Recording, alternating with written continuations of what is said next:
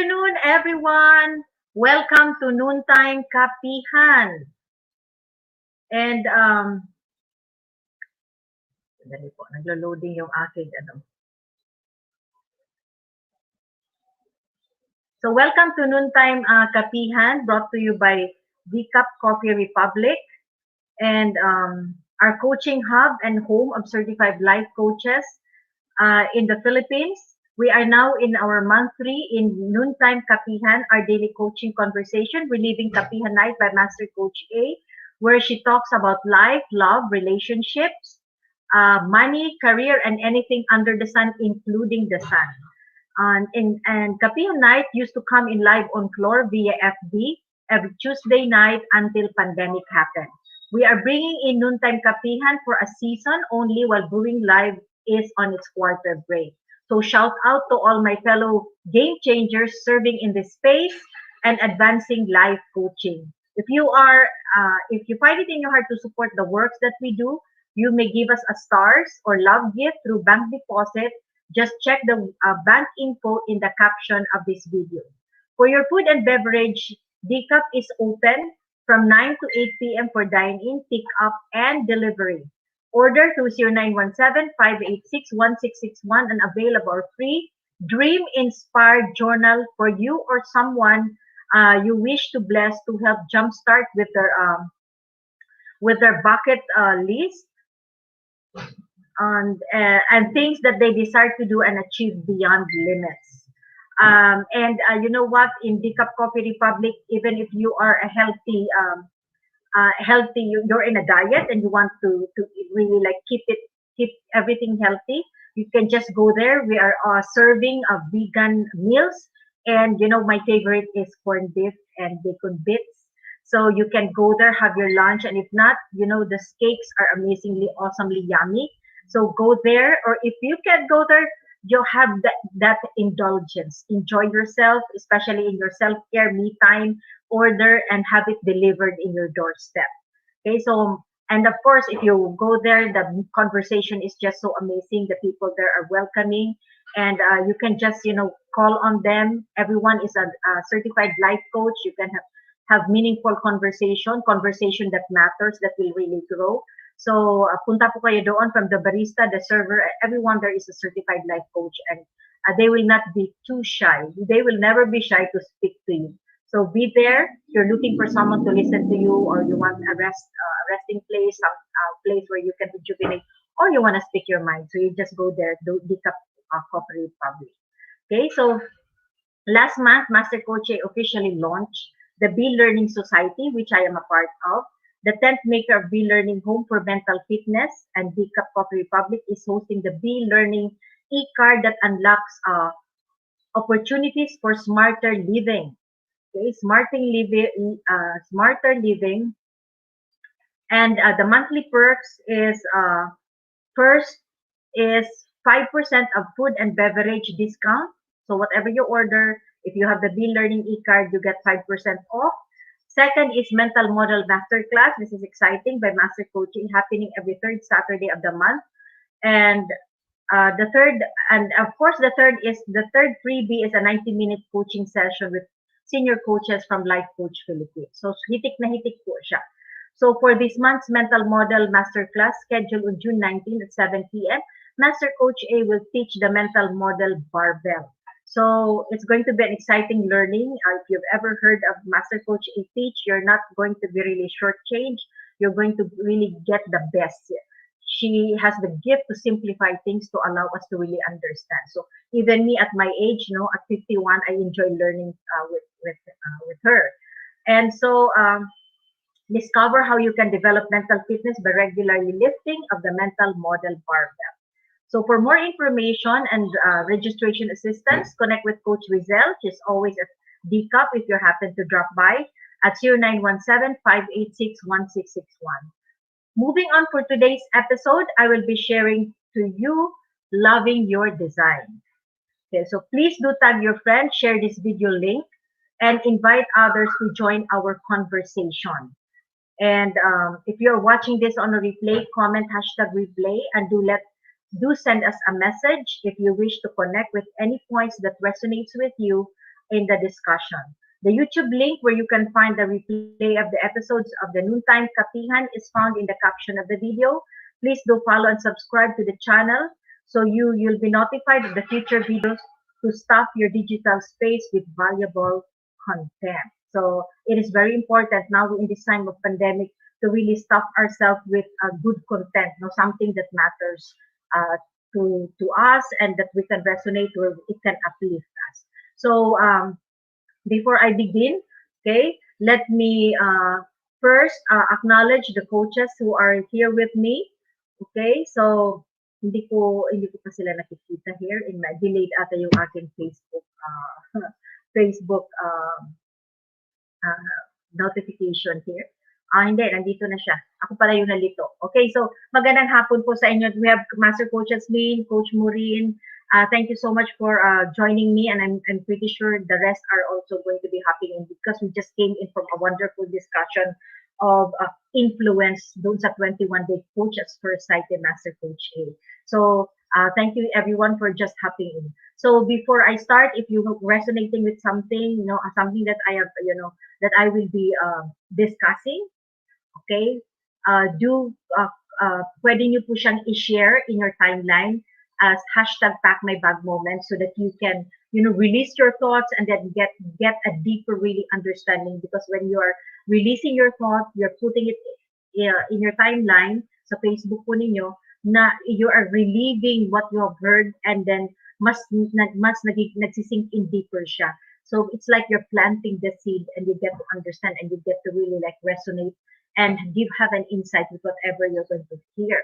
Okay, so I'm Coach Marife. If this is the first time you're watching me, you happen to watch this on a replay, I'm Coach Marife Garfin from Life Coach Philippines. I'm a professional certified life and mental health coach, and I am a master builder of Master Coach's Master Builder Apprenticeship Program, and we build a tribe as we help your unstoppable dream come true. I'm also a creator and founder of my nth attempt in motherhood. This is a coaching community that empowers mother to take a study in mental health for her and her children. I'm also a scholar to Master Coach A 6 Steps to a Six-Figure Public Speaking Career Training. So good afternoon, everyone. It's such a joy to have each and every one of you here. And even if you're catching this on a replay, it's still a pleasure. It's still an honor for me that you're watching and hearing me even on a replay. So today and this afternoon, I'm sure you're having your lunch. Let me share with you loving your design. So let me ask you first, what was your dream when you were growing up? Ano po yung pangarap niyo when you're growing up? So did you desire to be rich and famous? Gusto niyo bang maging mayaman? Gusto niyo bang sikat kayo? So what characteristics and traits would you like to have then? Nung unang panahon ko, pag naiisip niyo, paglaki ko, ito yung gusto kong mangyari, ito yung gusto kong itsura ko. So have you ever had that? Well, I had that in my younger days. I like to daydream nung unang panahon po, no? So when I was growing up, I was truly attracted to glam. Okay, how many of you were attracted? Oh, see, Master Coach Jasmine wanted to be a doctor. Okay, so I was attracted to glam. Yes, to be rich. Kasama yan sa listahan ko, Master Coach Jasmine. I love showbiz. Did you know that? And pageants too. Okay, so gusto ko din yung panahon na yon, yung TV namin yung may nilalak pa. So if I'm not able to watch the TV, it has may susi pa yun eh. I'm sure Master E, hindi na niya inabutan to. So I love also the radio. I like the drama. Okay, so marami akong sinusubaybayan ng mga drama because I was taken care of by my lola. So yung lola ko was with me because my mom was actively teaching outside of the Tacloban. So yung lola ko yung kasama ko. And so we hear the different dramas. Yun, parang it's fun for me. So it was kind of like na dinidream ko din yung maging artista, okay, to win in a beauty pageant. Pinanonood ko yun eh. Okay, so I like dressing up, putting on makeup, ginagalaw ko yung mga makeup ng nanay ko. So I do that, no? So I used to imagine their lives and having their riches, their skin, the hair that they have, okay? Tsaka yung the nose, and nung unang panahon when mga straight pa yung mga buhok, I cut curly hair from the very beginning. So yung iba may bangs and then may headband. Can you relate with that, Master Coach Jasmine? Inabutan mo ba yung umuso yung straight hair, you have bangs, and you have the headband, and iba-iba yung color ng headband. So I wanted to copy people. I wanted to copy people, and because I believed their life should be mine. Okay. So this leads to frustration actually. This leads to frustration kasi nga gusto ko unat yung buhok ko, hindi naman siya una. Okay? So this leads to frustration and desperation. And you wake up irritated. You wake up irritated and discontented. Diba? You wake up because you wanted that and you don't have it. Okay? So you woke up na sana bakit ganito yung buhok ko, kulot na kulot. Okay? So bakit ganito yung hair ko? I wanted noong unang panahon, wala pang plancha. Ngayon, pwede na. For a time being, no, nagiging straight to pag pinaplancha at pinoblower. But at the time, there were just few parlors and the people who go there were the rich people. So, hindi kaya afford. Okay? So, I woke up, irritated and discontented. Okay? Hello, Mayor. Thank you for joining me. So, from Benguet, and why is it so? Why is it so ganon, discontented and irritated? And I've read this quote na sinulat ni Mark Twain, where he said, the worst loneliness is not to be comfortable with yourself. The worst loneliness is not to be comfortable with yourself. Yung always nakatingin ka sa iba, you're sad na bakit ganito ako, bakit ito lang meron ako. So you kind of don't appreciate yourself. And what causes this? What causes this? The desire to live someone else's life. Nakatingin ka sa iba, sana ganun ako, yun palagi yung mantra mo, yun palagi tinatanong mo. The desire to live someone else's life, someone else's life seeds in vain. It's in vain actually. Nakatingin ka sa iba and you don't even appreciate yourself. Wala kang nakikita sa iyo, kundi yung iba. Okay, so hello, Coach Blazy and Coach Tin. Thank you for joining me. So, envy is a powerful emotion. It can either motivate us or make us resentful. And that's the reason I said, I always wake up irritated kasi nga kulot yung buhok ko, tapos yung uso nun straight na may bangs, na may headband. Hindi nga, no, I tried, I cut my hair, nagbangs ako, kumulot siya pataas, so mas lumiit yung bangs. So, I was kind of, I felt awful doing that. But yun yung mga dream, no? Yun yung mga bakit hindi straight yung buhok ko, bakit ganito, marami ka. At the time as well, I was also so dark kasi nga naglalakad ako under the sun. I don't like payong, I don't like umbrella.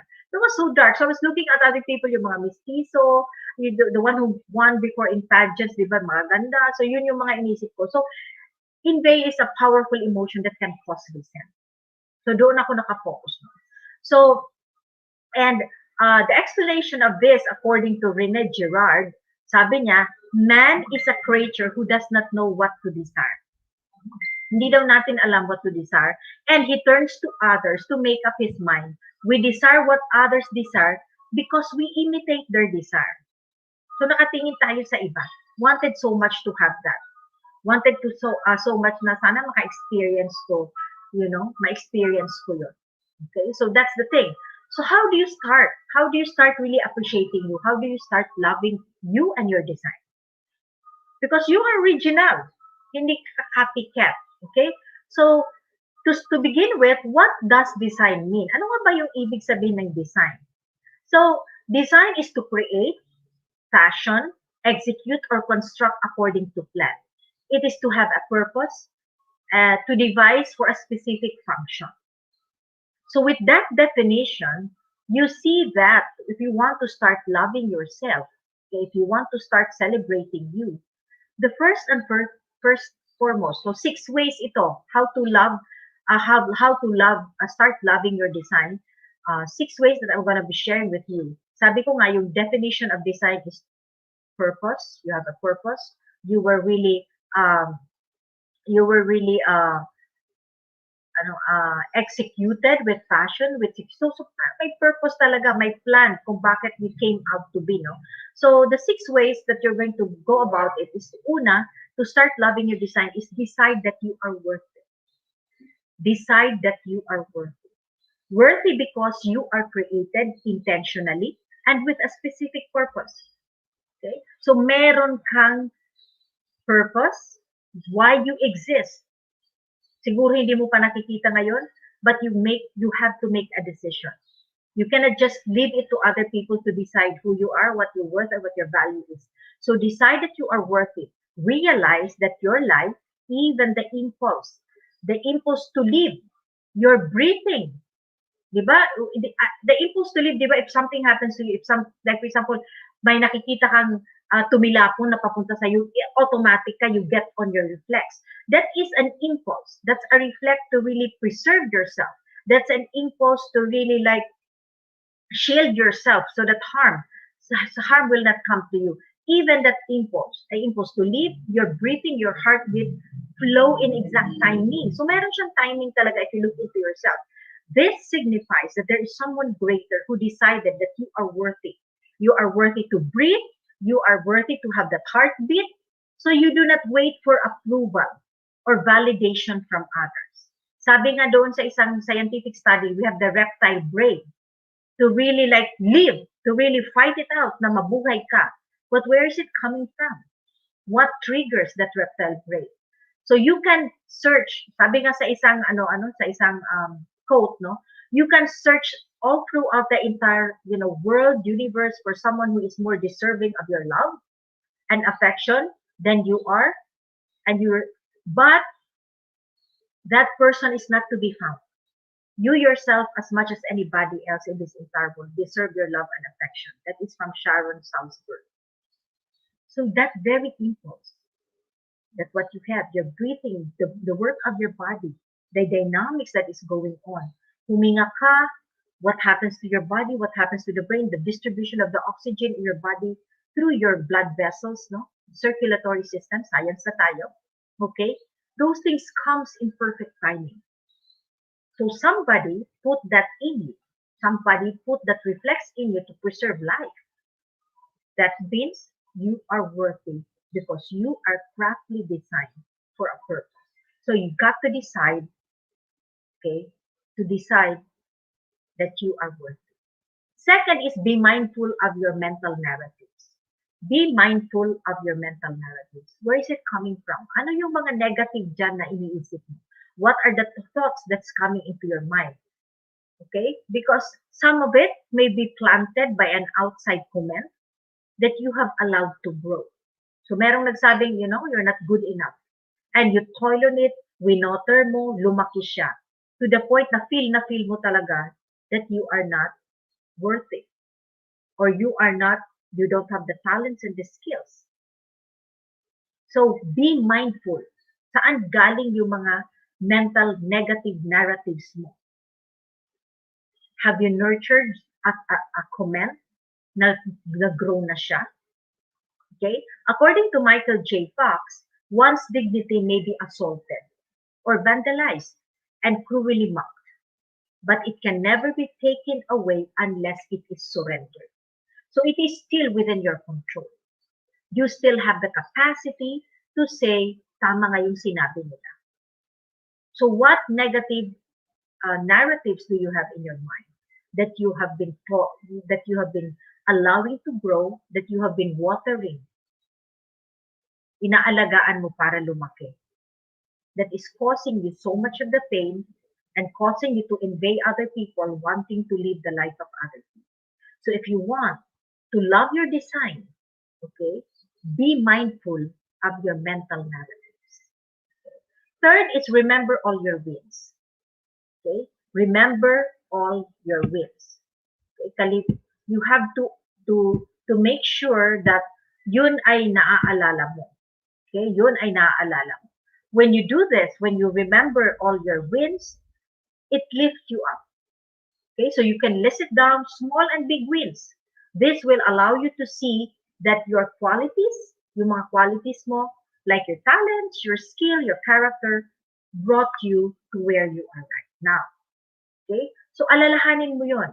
Okay? Ano yung mga ginawa ko na it leveled me up, na nandito ako ngayon. So I do remember,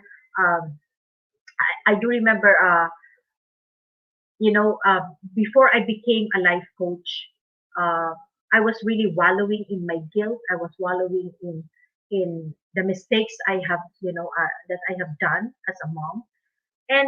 But I decided I decided that I'm gonna overcome. I'm gonna stand up. So that is the quality of resiliency. So I knew I can. And also I have that faith. I have a faith that I have a big God who can help me overcome. So yun po yung mga ginamit ko as a block so that I can level up myself. And now I am continuously learning. I am enjoying and I'm reaping, you know, the benefits of being a life coach because I am continuously growing. At the age of 51, I am growing. And I have the energy to really learn and have fun with my classmates. So, hindi ako yung gumagapang sa pag-learn. Di ba? Yung like minimemorize mo, tapos ayaw mo nang gawin kasi hindi mo na maintindihan.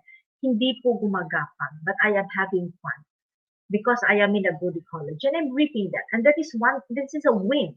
This is a win for me coming from a state of really feeling at loss and being hopeless. This is a win for me. And I remember that clearly. And when I want to really overcome something, iniisip ko, ginagawa mo nga ito ngayon, so kaya mo din yun. So remember all your wins. And then fourth, stop judging yourself. Stop judging yourself. You are your greatest enemy. So ganun po talaga. So there will be a lot of people who will talk, who will say something bad. Okay? Kanina nga, sabi nga ni Master Coaching, cognitive biases. And so we need to understand so that we can handle it. Na may mga tao talaga na may mga ganon. So how do we handle it? So we need to learn about cognitive biases. So when you are different, sometimes you do not see the millions of people who accept you for what you are. All you notice is the one person who does it.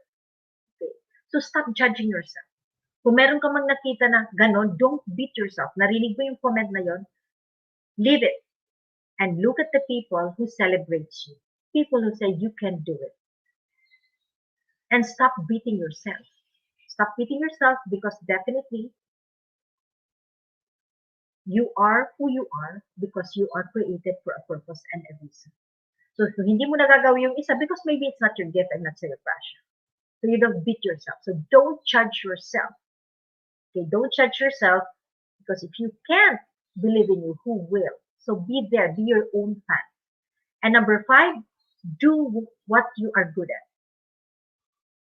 Do what you are good at. So because when you do what you're good at, passion is equal energy. Passion is equal energy. Passion is energy. You feel the power that comes from focusing of what excites you. And when it comes from passion, you do it, it's not work, it becomes fun. It becomes fun. And because you're doing it with fun, with energy, you come out with the best result. And the result now confirms and affirms that you are really have a wonderful, beautiful design for a purpose and for a reason. So do what you're good at. And 6, share your gift to others. Share your gift to others. As you blesses others, you receive more joy and confidence. Plus, the gift and purpose that is given to you. Kasi nadidiscover mo na, ito pala yung gusto ko. Na ibigay ko yung passion ko, I shared it to someone, and it gives me fulfillment. Masaya ako. And it's not even, hindi mo ma-equate yun sa money. Hindi mo siya ma-equate sa money. Yes, Master Coach Jasmine. Si Coach Colleen, no, this is, ito yung tribe niya is being worthy, no? So, the gift that you have, when you share it, your passion that na ibigay mo, you discover your purpose because God gives you the wisdom. God gives you the wisdom. As you become a blessing to others, you set yourself up to be blessed. So it's a ripple effect and a ripple effect that comes back to you. Sabi nga ni Michael de Montaigne, sabi niya, the greatest thing in the world is to know how to belong to oneself. Imagine you know who you are, because you know who you are, you appreciate you celebrate you. And that becomes a powerful emotion that will translate into your action and will, you know what, transfer and infect other people na pagtingin nila sa'yo, nakikita nila lahat yun sa'yo. And they affirm and confirm that you are such a that. Loving your design is truly embracing your uniqueness, embracing that you can't be the same with the other, but you have your own giftings, you have your own talents and skills, because that is for a particular purpose and a reason na magbabago ng buhay ng iba. And it will also change, okay? It will also change the system of the world. Okay? That is how big your impact is when you start loving your design. Psalms 139 says, I praise you because I am fearfully and wonderfully made. Your works are wonderful. I know that fully well. This was written by King David in the book of Psalms. And this confirmed that from the beginning of time, God has given you His time. God has given you all the love to create you fearfully, meaning with reverence, and wonderfully in His image. And what you have right now in your hands, in your mind, everything that you have, your talents and skills, all of those was patterned in the image of God. Therefore, it is alive and active for you to take on and carry on with your life, and will bring you to the purpose and the destination that you were designed to be, and fulfillment, joy, peace will come to you. So start loving your design. So thank you so much for joining me this lunchtime. Okay, so uh, before I end this conversation, I invite you to be back tomorrow, same time and same digital space. We have another wonderful topic. Okay, so tomorrow at 12 noon, to bring home the Cup Coffee Republic experience, connect with Coach Rezzhel at 0917 586-1661 for your food and beverage order. Try it. You know what? Just try it. You're going to really be amazed of how amazing those vegan meals and even the cakes. The cakes that we have. Kayla loves the Oreo cheesecake. I don't know if it's available now, but it's there. Okay, and of course they have their protein healthy shakes. You can go in there also if you're very conscious of your health. Uh, and then you may also visit the Cup Coffee Republic inside Pioneer Center compound at Capitolio, Pasig City. Once again, I am inviting you to join and be part of the Be Learning Society, the Be Learning Journey for living smarter with monthly perks. So just be curious, get that card or connect with Coach Rezzhel and ask her what is truly is if you're not really like, hindi mo naintindihan dito. Be curious, get in touch with Coach Rezzhel, ask her the details, and you're going to really be in for a lot of surprise, especially if you sit in that wonderful class and passive coaching. So see you tomorrow. Love, bang, boom. Have a wonderful, wonderful day, everyone. Happy lunchtime.